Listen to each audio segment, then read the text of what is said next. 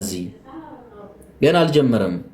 ኦኬ ያልጀመረበት ምክንያት ደግሞ ያው እየነገርኳችሁ ነው። ይሄ አሻራ ይሰጥበታል። ዝም ብሎ መታደስ አይደለም። ይሄ ፓስፖርት ስላለኝ አሁን እኔ ሄጄ ሳሳድሰው አሻራ ሰጥቼ ነው እንደ አዲስ የጣት አሻራ የአይን አሻራ ምናምን አለው ሁሉም ነገር በቃ ሶ ለዛ አንደኛው ፋይዳ ማውጣት አለባችሁ። ፋይዳ ግዴታ ነው የሚሆነው። ምናልባት እንደ ውጭ ሀገር ተጀመረ እንኳን ቢባል ራሱ ፋይዳ እንደ ግዴታ ሊቆጠር ይችላል ለዚህ ሀገር ውጭ ሀገር ለምትኖሩ ማለት ነው። ኢትዮጵያ ግዴታ ነው ሲጀመር። ፋይዳ ከሌላችሁ ምንም አታወጡትም። ወደ ጥያቄ እንገባለን። ጥያቄያችሁን ቶሎ እየጠየቃችሁ መውረድ። ጥያቄያችሁን ከጠየቃችሁ በኋላ ምላሽ ከተሰጠ በኋላ ራሳችሁ ውረዱ። ቀጥይ ጀግኒት። እሺ ሰላም እንዴት ነህ? ሰላም እንዴት ነሽ? ያው መስከን ከአምስት ከስድስት ዓመት በፊት የከፈትኩት አካውንት ነበርና ከአምስት ከስድስት ዓመት በፊት በዛ ነበረ ገቢ ማድረግ። ከዛ በሆነ ነገር ሀብን ተፈጠረ ከቤተሰብ ጋር ተጣላሁኝና ታውኩት በዛ ማስገባቱን ማለት ነው። በዛ አካውንት እንደዛ እንዳለ ሆኖ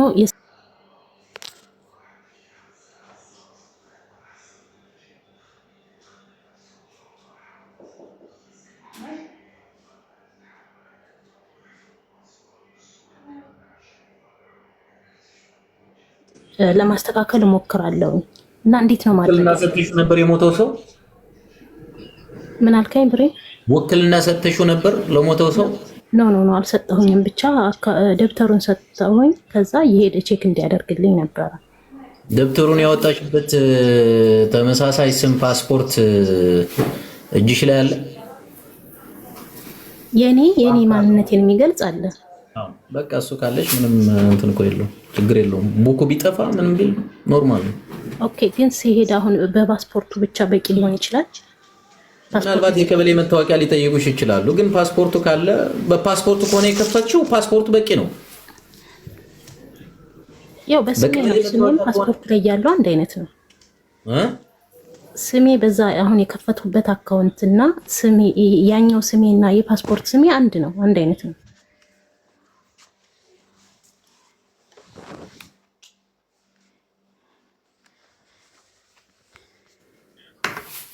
ምናልባት ሊጠይቁሽ ይችላሉ የቀበሌ መታወቂያ። በእርግጥ አሁን ወደ ከቀበሌ መታወቂያ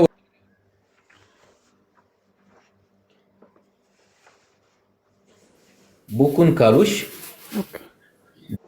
ቡኩ ጠፍቶብኛል፣ እኔ ውጭ ስለነበርኩ ጠፍቶብኛል። ነገር ግን የባንክ አካውንቴ ይሄ ነው ቁጥሩ ብለሽ ሰጫቸውና ያው ግን ግዴታ ቅድሚያ እንትን ይሄ ፋይዳ የሚባለውን እንትን ማለት አለብኝ ማለት ነው።